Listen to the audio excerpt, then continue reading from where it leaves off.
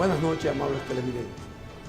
Como siempre, de costumbre, en este su espacio hablan los municipios de orientación y educación municipal y sobre todo porque en nuestro país las alcaldías, los ayuntamientos son los responsables de que los ciudadanos cumplan con las leyes y que se respeten las leyes en el país, razón por la cual hemos estado llevando a ustedes durante estas últimas 2 semanas todo lo relativo a lo que es el nuevo proyecto de ley ya convertido en ley, la ley 6317, promulgada el pasado 21 de febrero por el presidente Danilo Medina Sánchez, con relación a lo que es la movilidad del transporte de tránsito terrestre y seguridad vial en la República Dominicana.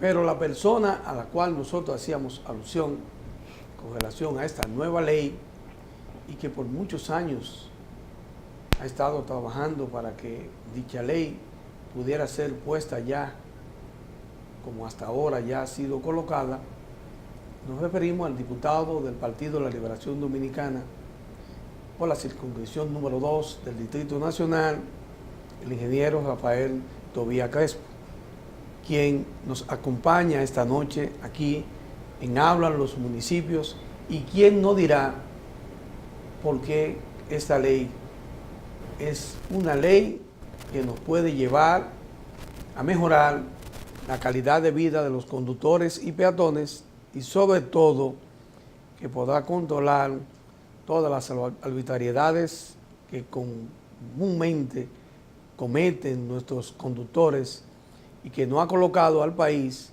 en el segundo país de más accidentes y muertes de tránsito.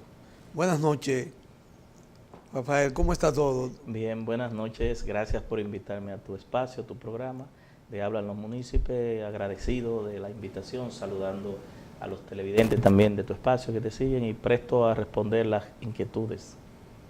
Bien, Tobías, esta nueva ley que de hecho mucha gente la esperaban y otros no la esperaban. En este caso, la población, específicamente los conductores, no se imaginaban que el presidente y que el Congreso de la República en este año iba a sesionar y que de una vez el presidente la iba a promulgar. Esta nueva ley, ¿qué trae al país? Bien, nosotros con esta ley ya aprobada y promulgada, trabajamos, Santiago, más de 5 años y medio, cerca de 5 años y medio en el Congreso Nacional, de los cuales 5 de ellos estuvo en la Cámara de Diputados y el otro resto en el Senado de la República, y finalmente terminó de nuevo en la Cámara ratificando unos cambios que le hizo el Senado. Pero yo estoy trabajando esa ley desde el año 2005, es decir, que le hemos dado un amplio nivel de consenso, de convocatoria de diferentes sectores.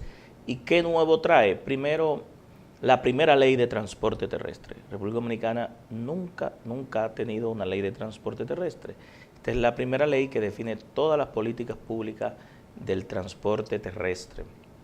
Que no lo tenía la 241, que es la única ley que existía con relación no, la del ley 241 tenía 243 artículos, de los cuales la mayoría versaba sobre los documentos del sistema, la matrícula, las transferencias, las placas, las licencias, la inspección técnica, la póliza de seguro, las instituciones que daban esos documentos, normas de conducir, sanciones a esas normas de conducir, prohibiciones y restricciones y todo lo que tiene que ver con el tránsito de vehículos.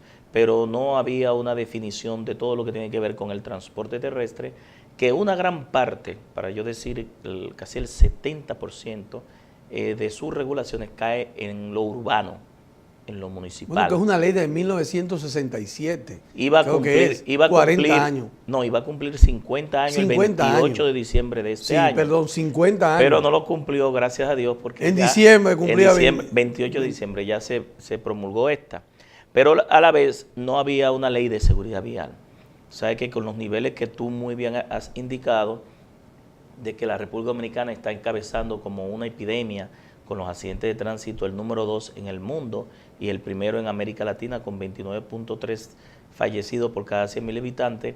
Los índices de siniestralidad... Y casi 5 diarios. 6 diarios, 5 puntos y pico, casi 6. Están provocando que los costos económicos y sociales y de salud de los accidentes de tránsito sean insostenibles. Muy elevados. Muy elevados. 2.5 del Producto Interno Bruto se gastan en los hospitales, únicamente en los hospitales, sin tomar en cuenta los gastos que se dan en la denuncia, en la parte de la policía o la DGC, y ahora la ME convertida en DGC. Y el daño los a daños la a la familia, emocional y psicológico, sí, que no tiene precio, pero tiene un gran valor desde el punto de vista de la pérdida, cuando hay un familiar que fallece o cuando hay un familiar que a veces es el sostén económico de su familia, es peor, y queda postrado en una cama y pasa a ser una carga. Y entonces evita que el presupuesto de los ingresos de la familia se dediquen a otras necesidades y vaya a atender a ese afectado. Es decir que tenemos la primera ley de seguridad vial también, con muchas tipificaciones, no solamente a nivel penal, sino también civil y administrativas, con el régimen sancionador, para que, y en la parte de contravenciones también y multas, que me imagino que entrarás en ese tema más adelante, y sobre todo una ley de movilidad. Movilidad tomando en cuenta que es un término muy reciente, estamos hablando de 15 o 20 años hacia acá, que se usa mucho el término de movilidad urbana para adecuarlo mucho a los municipios, a la planificación urbana, a lo que tiene que ver con el uso de los espacios públicos, de las aceras, de los contenedores, a las modalidades de transporte que se dan en el entorno urbano, a los derechos que tienen los pasajeros, los peatones y los conductores, y a todas las normativas del transporte público masivo. En ese sentido, tenemos esos tres aspectos cubiertos en una ley: una seguridad jurídica que no existía.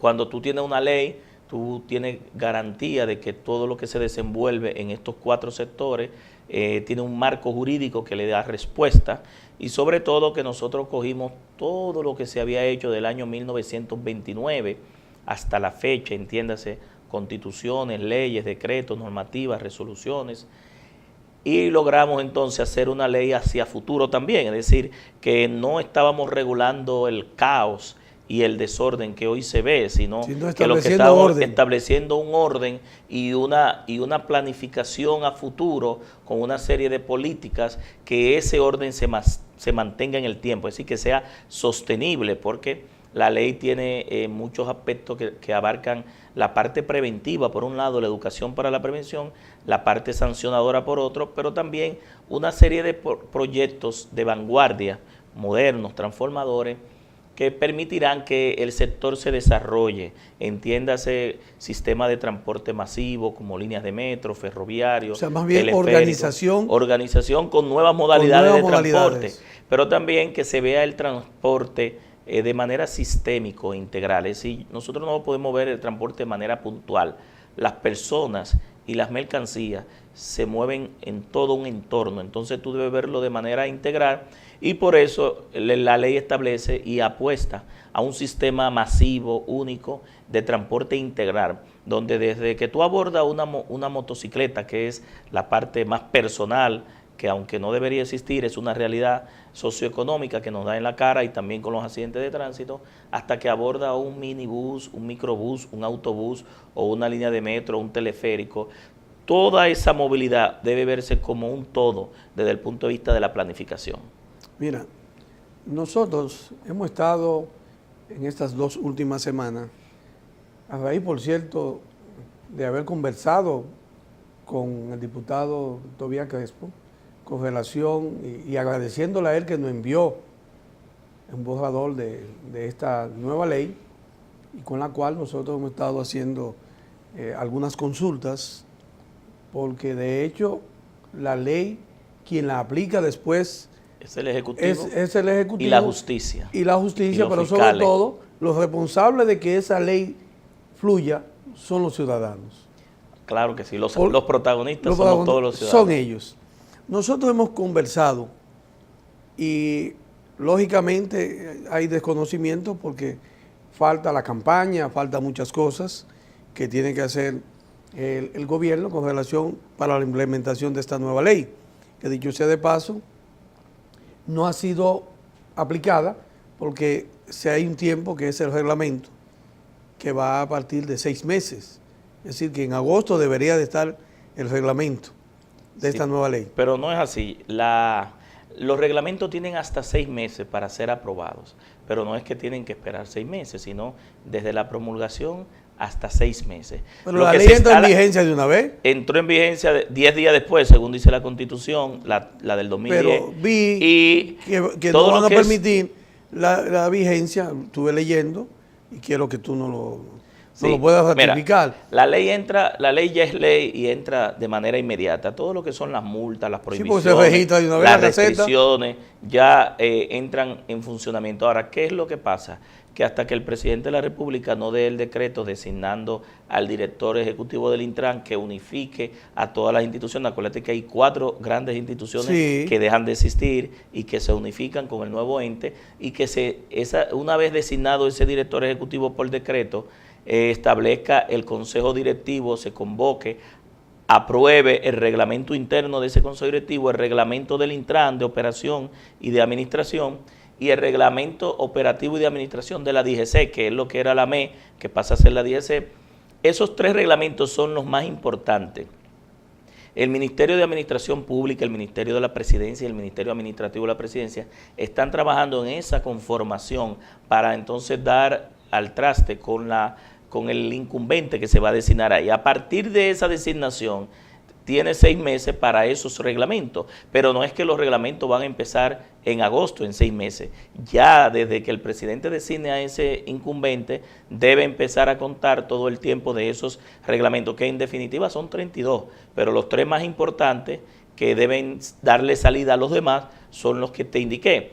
Hay algunas iniciativas que están en los artículos de la ley que tienen plazos, y ahí es que también ha habido la confusión de la gente. Es decir, como los reglamentos tienen plazos, se cree que la ley iba a empezar en 6 meses. Pero lo que te quería decir es que leímos en el periódico a raíz de una reunión que tuvieron el de la OTT, el de Tránsito Terrestre y el director de la MEC. Y hablan todos, parece al salir, de que todas las disposiciones de esta nueva ley estarán en vigencia en 6 meses. Por eso es mi pregunta, y qué bueno que tú estás aclarando, que inmediatamente se designe el nuevo director que reagrupa a todas estas instituciones dispersas que habían sobre el tránsito en el país. Entonces, muchos de esos artículos, conforme a lo que le dice el artículo 359 de esa misma ley, de que una vez promulgada entra en vigencia. Sí, en ese sentido también la confusión viene porque hay proyectos dentro de la ley, iniciativas en específica, como la capacitación de los choferes de transporte público, que son 4 años, la formalización de los transportistas, sindicatos en empresas. Una campaña televisiva. Que son 1 año y medio. Las campañas televisivas y de divulgación ya el Intran debe arrancar al inicio de una vez y debe mantenerse en continuo, porque incluso debe mantenerse las campañas de concientización, que no deben ser esporádicas, sino que deben ser continuas. Y a la vez también... Que la deben asumir las alcaldías, que tienen un papel preponderante de cultura ciudadana y de conciencia en cada uno de los municipios y distritos municipales. Todos somos responsables de la seguridad vial. Los medios de comunicación, ustedes los medios de comunicación, los empresarios, las ONG, las alcaldías, los transportistas, las universidades, todos contribuimos de una forma u otra con nuestra actitud, con nuestro comportamiento en el tema del tránsito, de los congestionamientos, de la seguridad vial y de la movilidad. Y por ende todos debemos conocer la ley, divulgarla y que cada uno sepa los derechos que tiene con esa ley, pero también sus deberes. Mira, hay muchas cosas que contempla la ley y de la cual nosotros ya hemos estado, como te decía, haciendo consultas. Una de esas consultas que hemos estado haciendo se basa en lo que establece esta ley para los conductores. Es decir, que nosotros tenemos un parque vehicular estimado en casi 4 millones, 3.800.000 unidades. 3.8, pero de las cuales el 53% son motocicletas. O sea, están por encima de los vehículos de 4 ruedas y de más ruedas. Entonces, los mayores causantes de accidentes, más del 75%, son las motocicletas.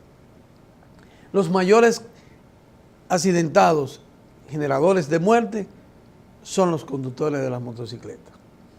Esta nueva ley, y que de hecho además estos conductores de motocicletas no están provistos de documentos. Una gran parte. La gran mayoría. La gran mayoría. Según una investigación que hicimos con la Cámara de Comercio Cámara Aseguradora de Comercio, de todas las aseguradoras en el país, apenas el 8% tiene matrícula. Tiene matrícula y seguro.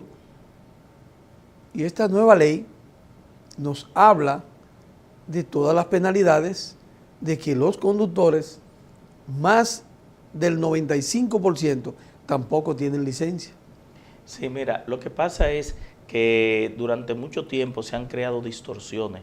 El mismo tema de la provisión de la matrícula a muchos importadores que traen la motocicleta, el tema de los concesionarios con las placas provisionales y la matrícula definitiva, el traspaso de la matrícula, todos esos elementos que durante mucho tiempo habían creado problemas en todo el sector, se fueron identificando para resolverlo. Y la ley establece precisamente de que esos problemas que ya se fueron identificando tengan solución con las autoridades competentes, con los propietarios de esas motocicletas, porque también hay mucho tema relativo a los importadores que cuando le financian la motocicleta no le dan la matrícula ni documento hasta que no paguen. Entonces pero deben darle una copia. Retienen esos documentos, entonces sin esos documentos no puede sacar el seguro, no puede hacer trámites con ese vehículo. Si lo retiene la autoridad o lo detiene la autoridad, ¿es ilegal? No pueden demostrar que es de ellos, que ese motor es de ellos. Es decir, había una serie de distorsiones que ya esta ley permite su regularización. O sea que estamos hablando de que la Dirección General de Impuestos Internos, que es la responsable de emitir la matrícula, esa documentación, el derecho de propiedad. El derecho de propiedad, entonces estaría conversando o haciendo énfasis con los importadores y los propios adquirientes de motocicletas. Ok, entonces hay varias cosas que tiene esta ley, no solamente en el caso de las motocicletas. Nosotros tenemos serios problemas en el país con el uso de las aceras por parte de las personas que venden. Tenemos el caso de la Duarte con París, la propia avenida Duarte. Tenemos ahora el caso de la Nicolás de Obando con Máximo Gómez, donde las aceras están ocupadas por personas que venden, incluyendo bancas de apuesta, bancas de lotería. Entonces, se habla de que esta nueva ley va a incluir penalizaciones a los peatones cuando pueden provocar accidentes de tránsito y en los que ellos pueden salir afectados. ¿Qué va a hacer esta ley con estas personas que ocupan las aceras y sobre todo la responsabilidad que tienen las alcaldías en coordinación con el nuevo instituto, el Intran, el Instituto Nacional de Transporte y Tránsito Terrestre, que es lo que crea esta ley? ¿Cuál va a ser la solución en eso? Pero eso yo quiero que tú me la digas después de esta primera pausa.